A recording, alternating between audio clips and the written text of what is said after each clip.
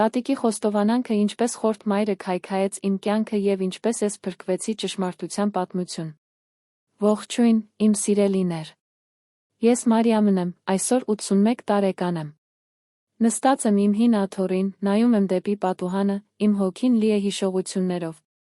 Ուզում եմ ձեզ հետ կիսվել իմ պատմությամբ, այն պատմությամբ, որը շատ տարիներ լուռ պահել եմ իմ սրտում։ Դա ցավոտ պատմություն է, բայց նա հույսի վերապրման պատմություն։ Ամեն ինչ սկսվեց, երբ ես ընդամենը 7 տարեկան էի։ Հիշում եմ այդ օրը, կարծես երեկ եղած լինի, թե ինչպես տեսնում եք, ավելի քան 70 տարի է անցել։ Իմ սիրելի մայրիկը, Սիրանուշը, պառկած էր մահճակալին, նրա դեմքը գունատ նիհար։ Նա հիվանդացել էր ծանր հիվանդությամբ, որը բժիշկները չէին կարողանում բուժել։ Ես նստած էի նրա կողքին, բռնած էի նրա սառը ձեռքը, աղաչում էի նրան չհեռանալ։ Մայրիկս նայեց ինձ իր հոգնած աչքերով շշնջաց. «Մարիամ, իմ փոքրիկ աղջիկս, դու պետք է ուժեղ լինես։ Հոգ տար քո եղբայրների մասին։ Դու ավագն ես, նրանք կպետք լինեն քեզ»։ Արարատը 5 տարեկան էր, իսկ փոքրիկ Տիգրանը ընդամենը 3։ Մայրիկս արցունքներով շարունակեց. «Խոստացիր ինձ, որ կմնաս բարի։ Անկախ նրանից, թե ինչ պատահի, մի կորցրու քո սիրտը»։ 2 օր հետո մայրիկս մահացավ։ Հիշում եմ, թե ինչպես լացում էին բոլորը։ Հիշում եմ, թե ինչպես իմ հայրը, Գորգը, նստած էր անկյունում, ծածկած դեմքը ձեռքերով։ Հիշում եմ, թե ինչպես փոքրիկ Տիգրանը հարցնում էր, երբ մայրիկը կվերադառնա։ Ես չգիտեի, թե ինչ պատասխանել նրան։ Առաջին ամիսները անտանելի էին։ Ես, 7-ամյա աղջիկ, փորձում էի հոգ տանել 2 փոքր եղբայրների մասին։ Ես պատրաստում էի նրանց համար, լվանում էի նրանց հագուստները, քնեցնում էի նրանց գիշերները։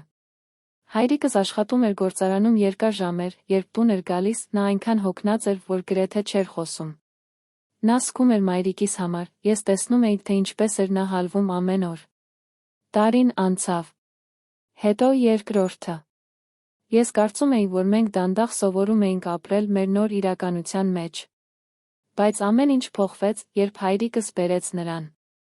Նրա անունը Նվարդ էր։ Նա 35 տարեկան կին էր, գեղեցիկ դեմքով, բայց սառն աչքերով։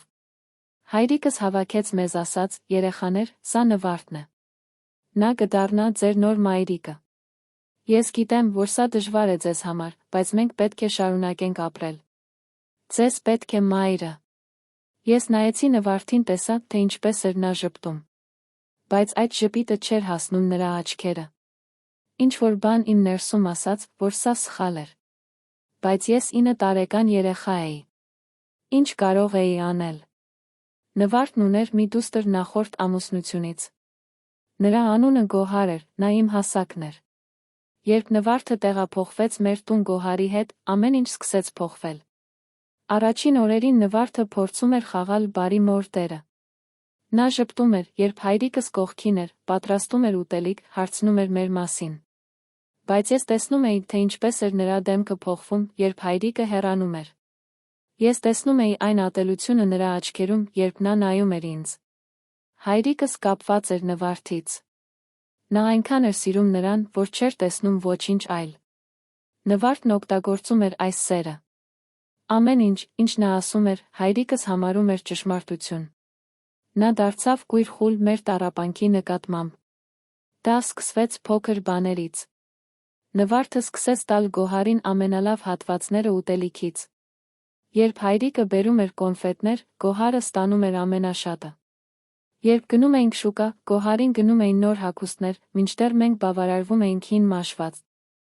Բայց դրանք փոքր բաներ էին։ Իրական տանջանքը սկսվեց դանդաղ։ Նվարդը սկսեց տալ ինձ ավելի ու ավելի շատ աշխատանք տանը։ Ես պետք է լվանայի ամբողջ ընտանիքի հագուստները ձեռքով։ Ես պետք է մաքրեի տունը, լվանայի ամաններն, պատրաստեի ուտելիքը։ Երբ դպրոցից տուն էի գալիս, ինձ սպասում էր աշխատանքների երկար ցանկը։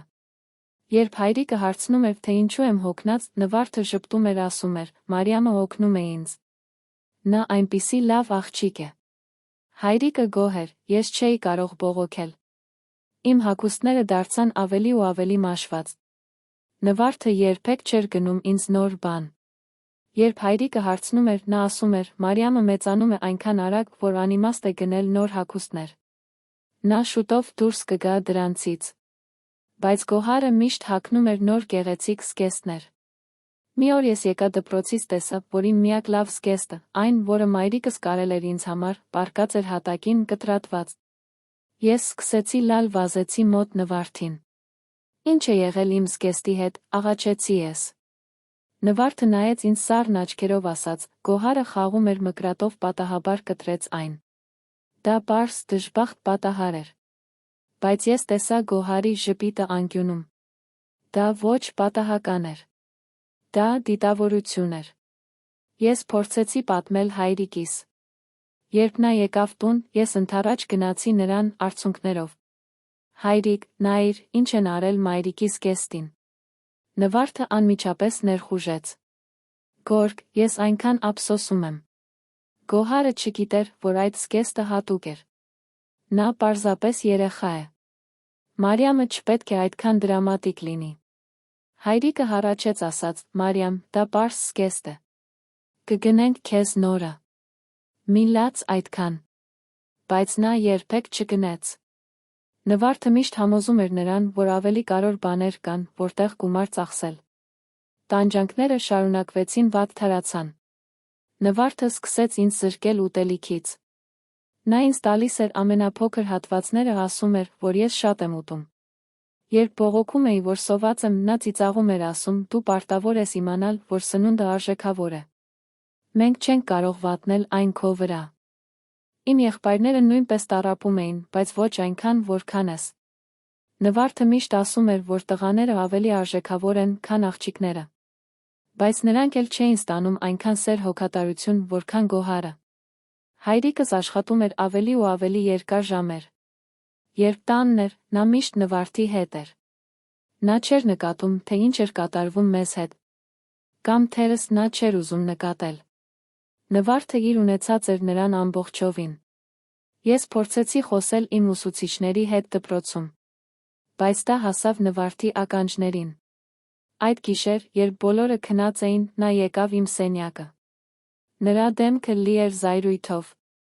Երբ դու սովորես լռելու, շնջաց նա, որպեսզի ուրիշները չլսեն։ Եթե դուս մեկ անգամ փորձես ասել մեկին մեր ընտանեկան գործերի մասին, դու փոշմանես։ Նրա սպառնալիքները իրական էին։ Հաջորդ օրը նա գտավ իմ սիրելի գիրքը, միակ բանը, որը մնացել էր իմ մայրիկից։ Դա էր պատմությունների գիրք, որը մայրիկս կարդում էր ինձ ամեն գիշեր։ Նվարդը կրակեց այն խոհանոցային վառարանում, մինչդեռ ես լալով մատաղ էի դառնում։ Դա հին անօգուտ էր, ասաց նա։ Դու պետք է մոռանաս անցյալը, ընդունես նորը։ Բայց ամենավատը դեռ սպասում էր ինձ։ Երբ ես 11 տարեկան էի, ես սկսեցի նկատել ինչ-որ տարօրինակ բաներ։ Հայրիկս սկսեց հիվանդանալ։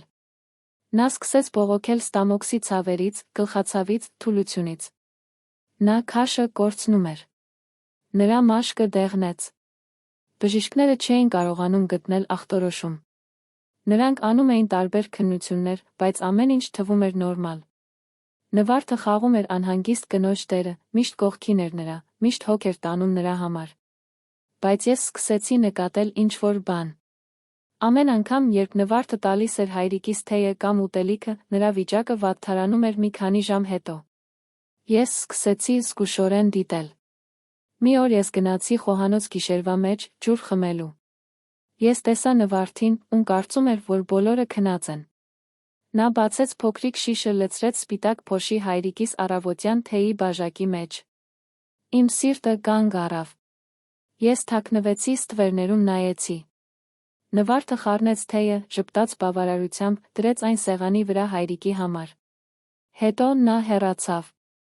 Ես սարսափած էի։ Իմ ուղեղը ճիչում էր, բայց ես չէի կարողանում շարժվել։ Վերջապես, ես վազեցի վերցրեց բաժակը։ Ես լցրեց այն լվացարանի մեջ լցրի նոր թեյ, առանց որևէ բանի։ Հետո ես սպասեցի առավոտին։ Երբ բոլորը արթնացան, ես վազեցի մոտ հայրիկիս։ Հայրիկ, ես պետք է քեզ հետ խոսեմ։ Դա շատ կարևոր է։ Նվարդը անմիջապես ներխուժեց։ Մարիամ, քո հայրը հիվանդ է։ Մի անհանգստացրու նրան քո փոքրիկ խնդիրներով։ Բայց ես հրաժարվեցի լռել։ Հայրիկ, խնդրում եմ։ Դա մահվան կյանքի հարց է։ Հայրիկս նայեց ինձ զարմացած։ Լավ, Մարիամ։ Ինչ է։ Ես շունչ առավ ասացի, նվարդը քեզ թունավորում է։ Ես տեսա նրան երեկ գիշեր, թե ինչպես էր նա դնում ինչ-որ փոշի քո թեյի մեջ։ Լռությունը լցրեց սենյակը։ Հայրիկի դեմքը դարձավ կարմիր։ Նվարդը սկսեց լալ, ձեռքերով ծածկելով դեմքը։ Ինչպես համարձակվես, գոչեց հայրիկս ինձ։ Ինչպես համարձակվես նման սուտ մեղադրանքներ տալ քո մոր դեմ։ Նվարդը ամեն ինչ է անում իմ համար։ Նա հոգ է տանում իմ մասին գիշեր ու ցերեկ։ Բայց հայրիկ, ես տեսա։ Բավական է, կտրեց նա ինձ։ Դու ընդամենը նախանձախնդիր երեխա ես։ Դու երբեք չես ընդունել Նվարդին, որովհետև դու ուզում ես, որ քո մայրիկը վերադառնա։ Բայց նա մեռած է, Մարիամ։ Նա երբեք չի վերադառնա։ Դու պետք է ընդունես դա։ Նվարդը շարունակում էր լալ։ Գորգ, ես այդքան վիրավորված եմ։ Ես փորձել եմ սիրել այդ երեխաներին, որպես իմ սեփականները։ Բայց Մարիամը միշտ ատել է ինձ։ Ես չգիտեմ, թե ինչ ավելին կարող եմ անել։ Հայրիկս գրկեց Նվարդին։ Ես գիտեմ, սիրելիս։ Դու հրաշալի ես։ Հետո նա նայեց ինձ սառն աչքերով։ Գնա քո սենյակը, Մարիամ։ Ես չուզում եմ քեզ տեսնել այստեղ։ Ես գնացի իմ սենյակը, արցունքներով։ Ոչ ոք չհավատաց ինձ։ Ոչ ոք չլսեց ինձ։ Ես զգում էի ամբողջությամբ անօգնական։ Հայրիկի վիճակը շարունակեց վատթարանալ։ Ես փորձեցի խոսել իմ եղբայրների հետ, բայց նրանք չափազանց փոքր էին հասկանալու։ Ես փորձեցի հասնել հայրիկիս ուտելիքին, այն փոխարինելու նախքան Նվարդը կարողանար թունավորել այն, բայց նա միշտ պահում էր խոհանոցը կողպված, երբ նա բացակա էր։ Ես զգում էի կորած մենակ։ Իմ հայրիկը, միակ ծնողը, որը ինձ մնացել էր, դանդաղ մահանում էր, ես ոչինչ չէի կարողանում անել այն կանխելու համար։ Ես աղոթում էի ամեն գիշեր, խնդրելով Աստծուն օգնել ինձ, բայց երկինքը լռում էր։ Մի օր ես գնացի Հարանի մոտ, տիկին Արիկի։ Նա էր բարի ծերունի կին, ու միշտ բարի խոսք ուներ բոլորի համար։ Ես պատմեցի նրան ամեն ինչ, արցունքներով։ Տիկին Արիկը լսեց ուշադիր, հետո ասաց. Մարիամ, սիրելիս, ես հավատում եմ քեզ։ Բայց մենք պետք է ապացույցներ ունենանք։ Խոսքերը բավական չեն։ Մենք պետք է բռնենք նրան գործողության մեջ։ Նա տվեց ինձ պլան։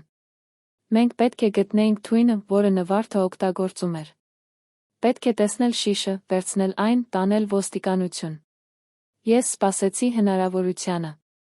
Մի օր, երբ Նվարդը գնաց շուկա Գոհարի հետ, ես մտա նրա սենյակը։ Ես փնտրեցի ամե։